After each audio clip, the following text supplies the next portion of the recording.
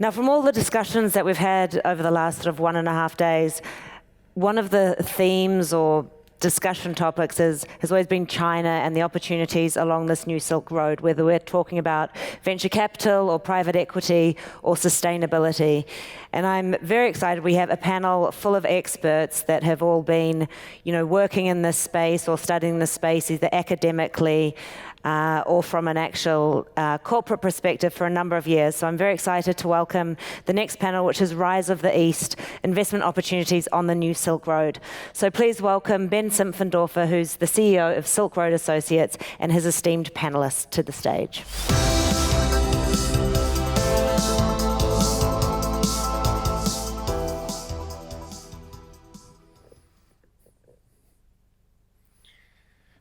Well, good morning, everyone. I'm absolutely delighted to be here moderating the New Silk Road panel. We're meeting at a time at which the New Silk Road has become increasingly important to the global economy, accounting for 50% of GDP, and its share of GDP has risen by 10 percentage points every decade over the last 3 decades. But we're also meeting at a point at which there are risks and opportunities. US-China trade war and oil prices all create some clouds on the horizon. So understanding where those risks and opportunities are will be quite key. And so really delighted to be leading today's discussion. We have a stellar lineup.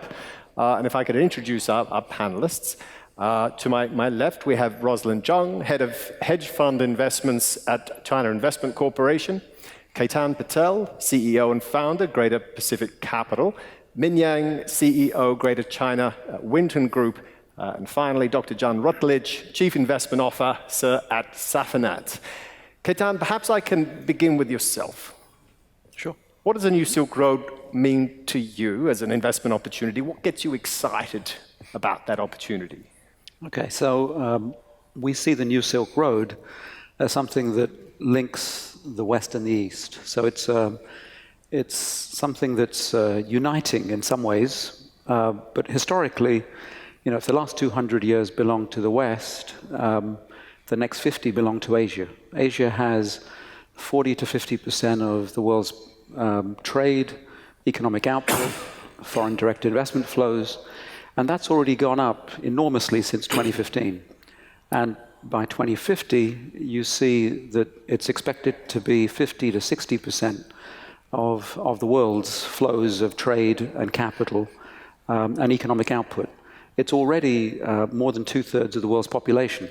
So as you look at it, the momentum is in Asia, and the Silk Road is a concept. The idea is, of course, there'll be a physical road, so the opportunities are infrastructure, but on top of that road, there will be security, no doubt, and defense to make sure that it all works. And on top of that, you'd expect there to be businesses, and on top of that, you'd expect to be the rule of law and the rules of engagement.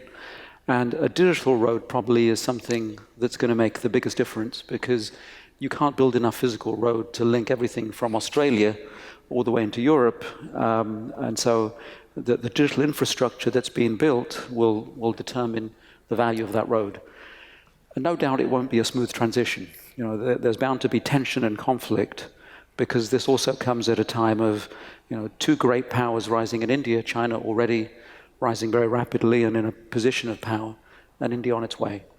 Ketan, you spoke about infrastructure. There's no other country perhaps better at building infrastructure than China. Roslyn, you're based in Beijing. You're at one end of the Silk Road, perhaps the largest part of the Silk Road, simply in terms of economic scale. How do you see that Silk Road opportunity? Again, what excites you the most? Where do you see real investment opportunities? Sure, Ben. As you know, CIC is a financial investor. So for financial investor, our purpose is to seek investment opportunities that actually can yield attractive return. So what does the New Silk Road initiative mean to us? We see good investment opportunities. So where the good investment return comes from areas that can actually can present a good economic growth. So with the new Silk, like a Belt Road Initiative or the Silk Road, whatever you name it. So basically, I think it's just take a chapter from China's recent successful economic achievement, where one of the main drivers of the economic growth in China is FDI. And another element is the infrastructure investments. So I think we kind of take a page out of that, and we want to invest overseas so that the areas we actually can invest will also develop and grow, and at the same time we can actually benefit from the growth of the region. Yeah. And all of this is, I mean, it's very positive, very constructive, but there are some risks. John, the US-China trade war is among the greatest risks, and there are clear tensions between the two leading global powers, economic powers. Where do you see those risks? How do they spill over into the new Silk Road? I was doing a CNBC show a couple of days ago, and I mentioned to the anchor that after 2 years of talking about trade wars, the viewers don't know much more now than they did then. There's a real ignorance of the other side, especially in the US, and there's very little being done to help them with it. I think when I talk with Chinese leaders, the one word that's in every paragraph is stability. The Chinese government wants steady growth for the next 50 years. The Silk Road is a way of stabilizing the growth by obtaining access to the resources that could shut the economy down. China is looking much farther ahead than the US right now. The US is looking until next November. So US policy is very erratic in this regard. The best illustration of that is the difference between the US telecom industry and the Chinese telecom industry. Huawei and ZTE are the tip of the spear in the competition between the US and China. And China is winning. Whoever is able to put infrastructure in to control the flow of data is going to have a tremendous economic advantage. You know, forget about hostilities.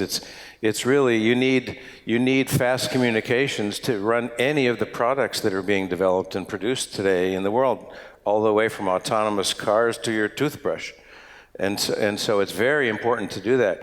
It's a real shame that the US and China, both with very, very good technology, cannot sit together in one room and build one system run by the EEE engineers that everybody can use. It's just really stupid. So I worry. There's a tendency at these conferences to hear happy talk about how, gee, the markets have been great for the last 20 years, and they're going to be great for the next 20 years, yay. You know, I think it's a very dangerous time. The world is having to adjust to having 2 sheriffs in town, not 1 sheriff anymore. A month ago in Riyadh at the FII, you saw a group of people that were dramatically different than they were 2 years before.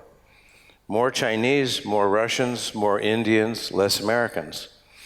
And we should remember that the Silk Road did not end in Turkey, it ended in Amsterdam. And so the Silk Road is actually stretching into Europe. Huawei has more patents than any company in the world this year. China has more patents than any country in the world this year. And Europe is being forced to choose. So I think no one likes that choice. And smaller countries are being forced to choose a path of doing business with 2 different teams. And it's a situation where you could have market events that are big surprises and not happy surprises at any time. But that to me is the Silk Road is really the metaphor for that competition, and it's where the competition is really hitting the road. And Min, you're mainly focused on China, but clearly China is of great interest to many here in the audience. I mean, it's a fabulous economy, deep capital markets. Have you seen flows into the market from this part of the world? Is that something we should be thinking about? To me? Oh, sorry. Yes, I think that's already happening with Chinese markets. Are definitely, the regulators have consistently pushed for reforms to encourage internationalization, both in terms of standards as well as just sort of capital inflow. And the potential is, I mean, obviously for everyone to see, but my own expertise, or students' expertise experience is in a very narrow slice, so I can only speak for that, is that, quantitative investment in China. So this whole financial services is a ever-growing ecosystem, and there is a lot of reasons to be optimistic because people are very hungry and are coming up with very great new ideas. But then also I think there is reason to be cautious, not because things are looking bad. I think all the changes are good and great. It's just that along the way, as with any changes, we just need to be, how do I say, focus, maybe especially if you want to carry something with good quality, with good capacity, you want to move a bit slow.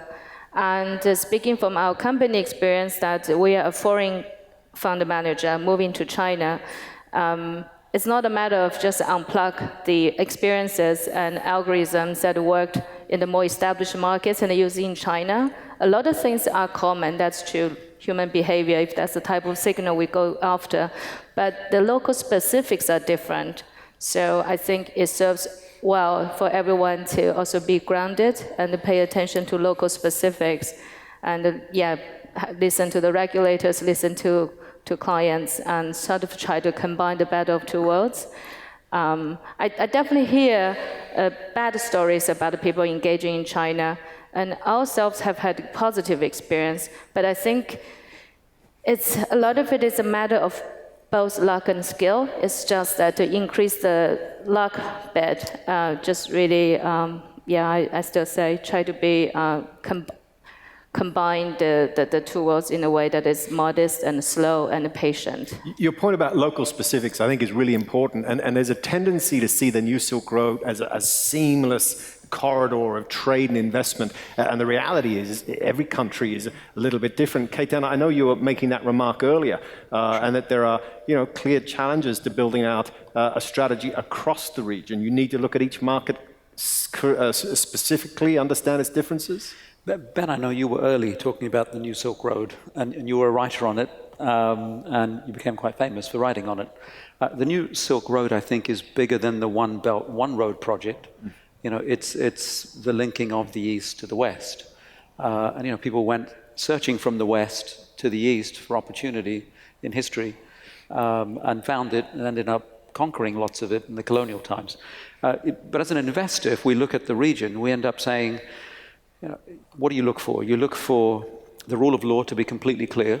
You look for currency to be clearly transferable. So if you invest and you make money, you want to be able to take it home. And you look for the ground rules of an industry in terms of regulation to allow you to do business without bias. So if you start in the Far East and you go all the way and take the Pacific region, Australia's easy. All those three things are clear. Japan, all those three things are clear, but they're complicated because culturally it's been difficult for foreigners to figure out how to be successful and market leaders in Japan. So there's a cultural barrier perhaps, but those three things are very clear.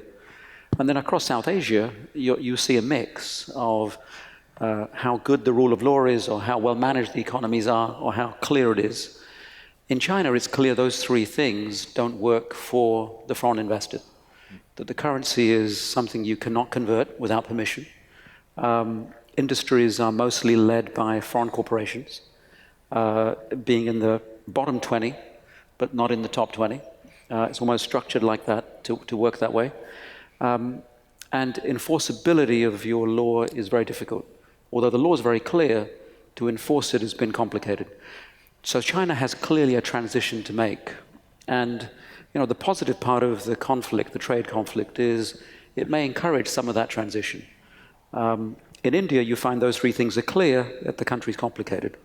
And so it's still difficult because the country's complicated and policy is not consistent across governments.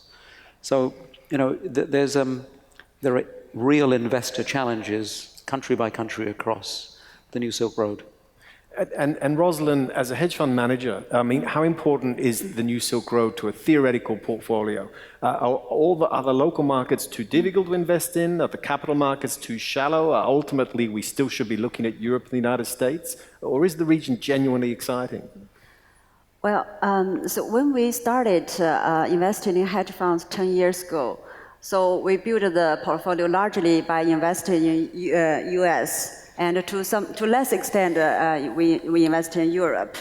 But over about 3 years ago, we started actually looking closer to home, because actually we find in the greater China area, we actually set up a portfolio called the APAC portfolio. But the majority of that APAC portfolio is greater China managers. Because we do see, actually 3 years ago I mentioned, like I see greater China hedge fund industry is coming of age. We see talent growth like Ming, right? We see huge talent coming back from US, from London, well-educated and well-trained in the global financial houses. And we see the growth of Chinese markets, like it's bigger, deeper, it's more liquid, and much, much less efficient compared to US market, for example, because majority of the participants are retail investors. So with the combination of all the factors, actually we see the growth of the industry, and very interesting, recently we see, I think we see like Ken Griffin 30 years ago, we see that emergence of Ken Griffin in China recently, believe it or not. For example, we see like a kid in college, when he was in college, he started trading. And now, by the time he graduated, he already have probably around 100 million fund.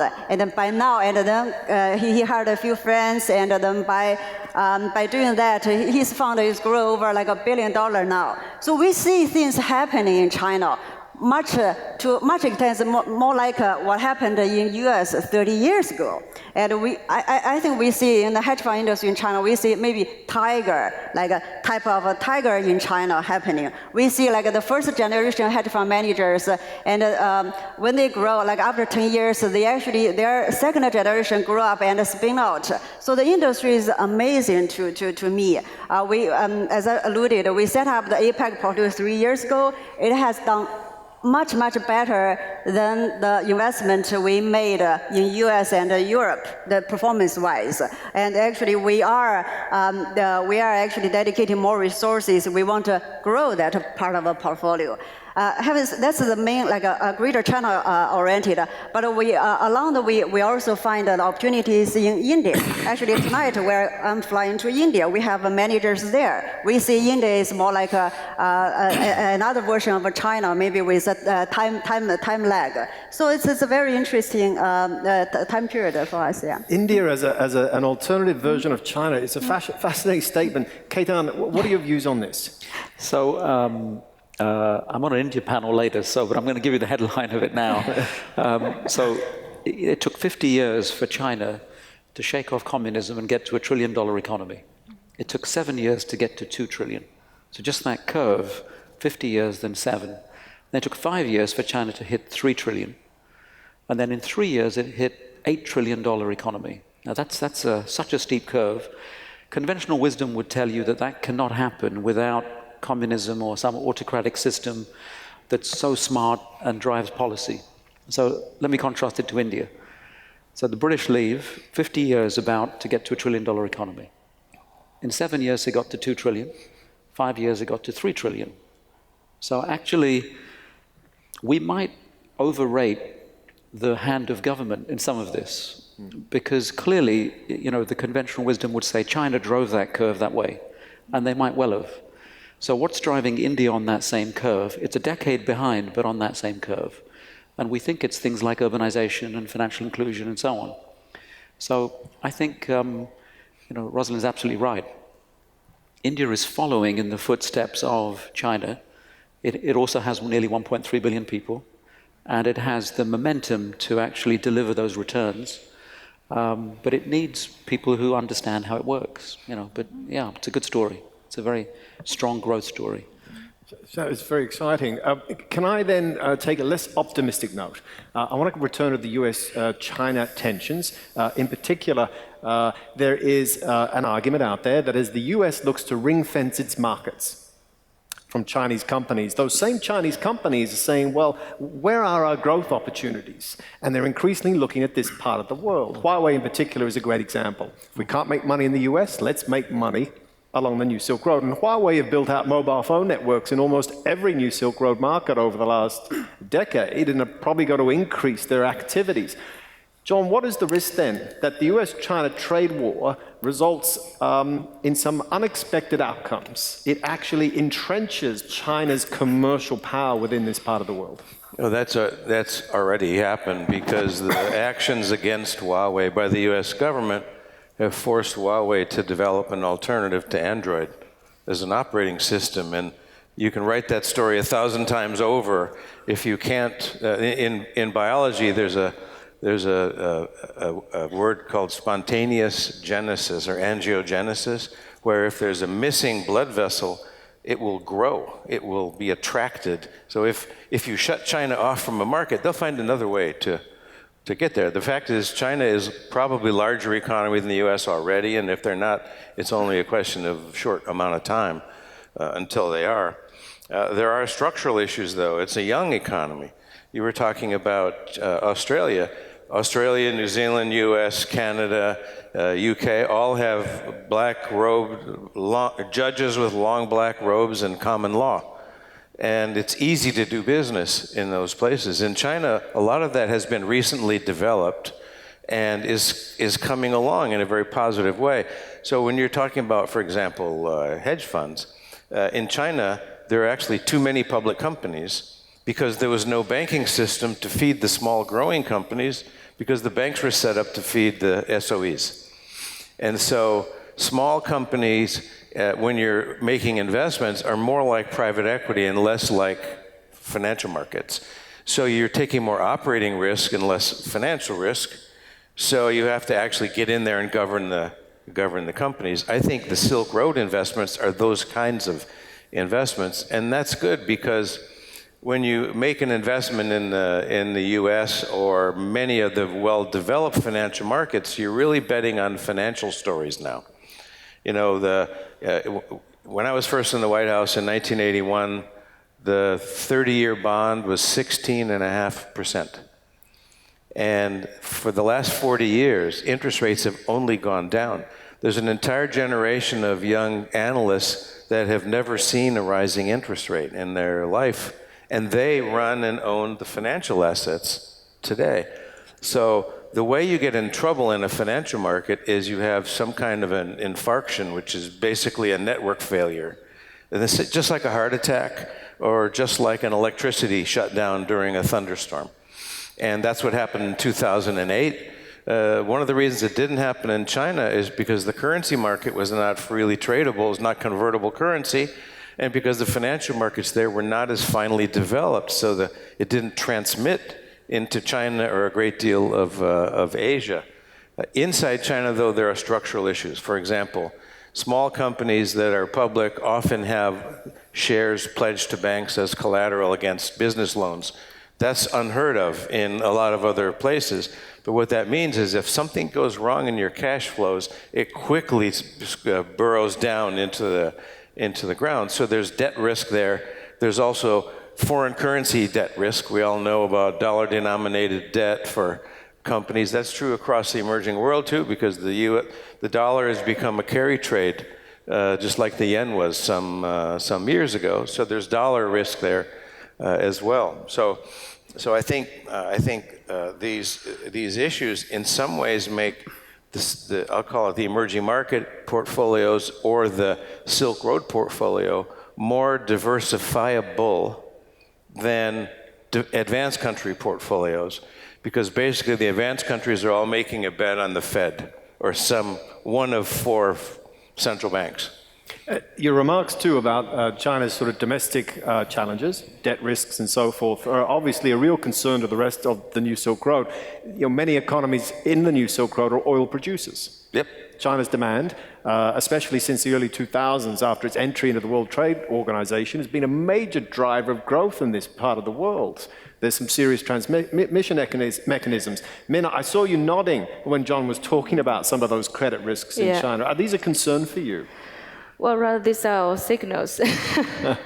I was saying that, for instance, the pledging for using stocks to pledge for loan, for instance, that's one signal we try to somehow data and should exploit investors systematically. Should investors be protecting themselves?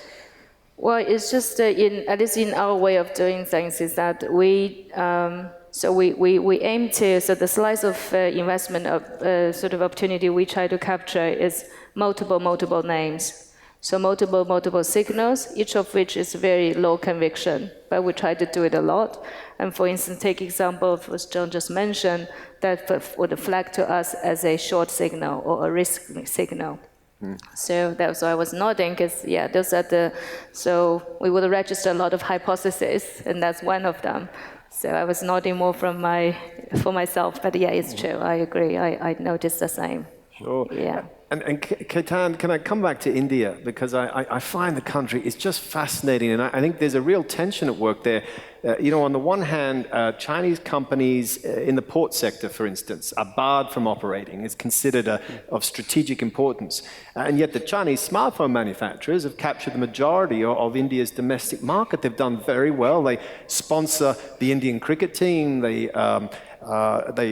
place Bollywood material on most smartphones. It's a fabulous story. How do you explain that tension, and where does it go from here? Interesting. So in the fight between America and China, America sees India as its ally. So India, of course, is a beneficiary of huge military supply and has been for about 4 or 5 years, and has bought huge arms from America. It's traditionally been a beneficiary of capital flows too. But China is actually India's biggest trading partner. So India's multilateral policy since independence still holds. India will see China as its ally and America as its ally.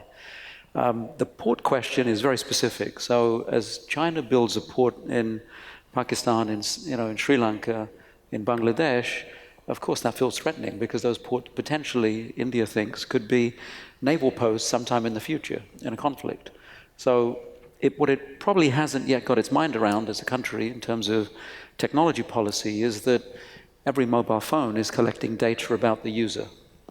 And if that data is collected, analyzed, and behavior is understood, and let's say the penetration of Chinese mobile phones reaches 50 or 60% of the population, then you start to have a deep insight into people and human behavior. And let's say 50 to 60% of military officers also have Chinese mobile phones. That's now a strategically important piece of data, right? So I think this is all evolving. There's enormous opportunity which traditionally Americans exploited well, and also some of the Europeans. The Japanese and the Koreans have been superb at understanding India, particularly the Koreans. And I think the Chinese are now also seeing the potential of this market. And they're one of the best providers of the low cost at high quality in that market. So it makes sense that they gain market share. But I think the policy is yet to be formed that says in which sectors will the Chinese be welcomed and which sectors will be more difficult. And Roslyn, as Chinese firms go abroad, and there are many successful examples now, from Huawei to Oppo to TCL to China State Construction, does this change the way you think about your portfolio strategy, or you tend to stay fairly neutral? Very neutral. Like before Huawei's phone go overseas, I think we Chinese, we bought iPhones probably at the first place, right? So we are very neutral on that, yeah. Okay. Has CIC made strategic investments into any Chinese firms going abroad? If it makes financial sense, why not, right? Absolutely, Yes, absolutely. And look, the US-China trade war as well is disrupting global supply chains. The COO of CICC, Gang Chu, who was on stage with me yesterday, made exactly this point. And he said that disruption creates fabulous opportunity, and Southeast Asia is particularly exciting. That's where a lot of manufacturing is leaving too. It's supported by investments into infrastructure by those economies. Is Southeast Asia, is that a market that you're looking at? It's of interest? I have to say, it's not for my team. We have a small team right now. So the Southeast Asia, relatively speaking, it's a smaller markets. It's very different. So we really haven't looked into that. But I know other part of CIC probably is working on some part of the region. Yeah. Ketan, is that India's linkages to Southeast Asia are often quite strong? Indian companies have done very well. They just want an Indian EPC just won a deal to rebuild Clark International in the Philippines. Yes. Do you see those linkages growing? We do. I mean, we specifically are a firm that invests in businesses with an Indian DNA, but international ambitions, of which Asia is a very important part, is the critical part. And if you just go back to where we started, if you take a region that has 2/3 of the world's population, between India, China, they've got nearly 50% of the world's population, right? So, then actually it makes sense to be invested in those economies. Just the growth of those economies is the growth capital for the world now. So we specifically look for technology, healthcare, financial services businesses that drive mass inclusion profitably across that region, that have some Indian DNA. And so, Indian technologists have been superb and have ended up in the US traditionally, in Silicon Valley and in NASA and so on, to see some of that technologists and their technologies now in India, finding the next generation of fintech and health technologies and so on, and exporting them in the world is I think, a wonderful opportunity. John, can I ask for your reflections again on the US-China trade war and what they mean for the Middle East? The US is traditionally a very strong partner of the Middle East. But China has shown growing interest in the region. Chinese EPCs are building Al Hassian coal power plant just a few kilometers down the road, investing heavily into Kizad. How should the Middle East view that US-China dispute? How do you position yourself? Well, China, of course, has enormous resources for construction and other activities, limited resources in financial institutions.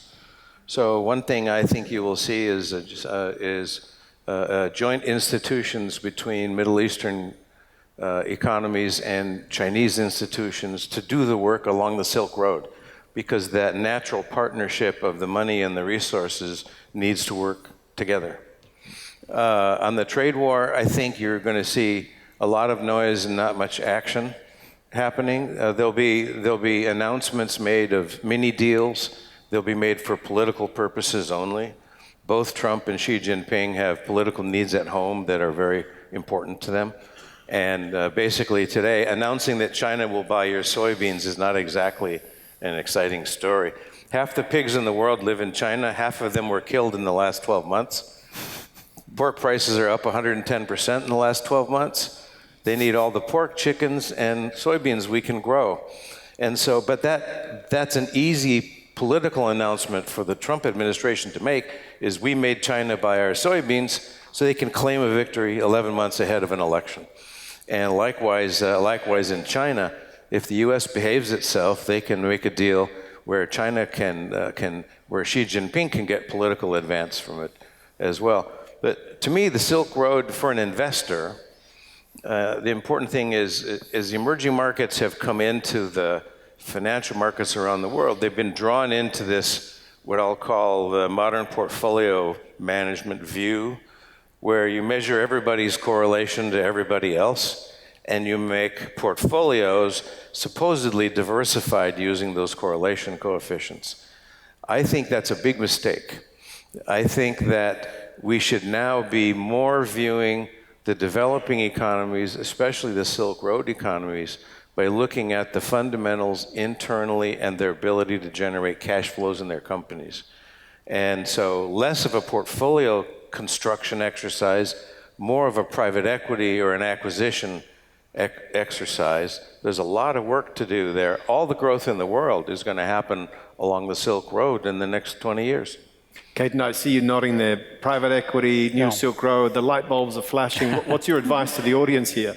You know, if you haven't traveled enough, you should travel and just visit. And what you'll notice is, while the West is preoccupied with populist movements, division of countries, you know, almost hatred between political parties and so on, some of that, of course, happens in the East. But the East, the predominant feeling you'll come away with is just a huge energy of the people, their optimism that it's their time now to participate in the growth of the world, and they're going to become prosperous. And so, you know, they are striving and working enormously hard, whereas you'll find some other countries are saying, do we cut the working hours? Should people only work 4 days a week? Now, these people are saying, I'd like to work every hour I've got because it's my chance to have prosperity. So it's a wonderful opportunity because I think you're absolutely right. You know, we need to start to look at which countries have the right conditions, which companies generate the cash flows, which ones can create a global footprint so they benefit from their own growth, but they earn the profits abroad and so on. And it's a very good time to be an investor. Very good time to be an investor. Is a great way to end. A nice upbeat message. Can I ask for a round of applause for our participants? Thank you very much.